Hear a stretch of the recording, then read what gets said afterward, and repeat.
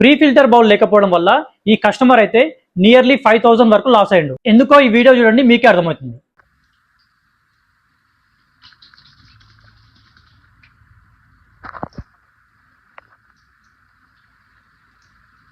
ఈ ఫిల్టర్ లో వచ్చిన మట్టి చూసి కస్టమర్ అయితే షాక్ అయిపోయాడు. ఇన్ఫాక్ట్ నేను కూడా షాక్ అయిపోయినా. ఏంటంటే ఈ ఫిల్టర్ యాక్చువల్లీ సర్వీస్ చేయక ఆల్మోస్ట్ 2 years వరకు అవుతుంది. సో అంతేకాకుండా ఇంకొకటి ఏంటంటే దీనికి ప్రీ ఫిల్టర్ బౌల్ అనేది లేదు.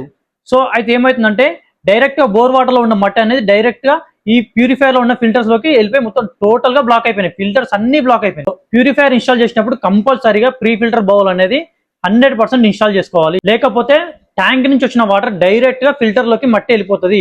ఫిల్టర్ అనేది టోటల్ గా బ్లాక్ అయిపోతాయి. సో దానివల్ల ఏమవుతుందంటే పంపు కూడా పాడైపోయే ఛాన్సెస్ ఉంటాయి.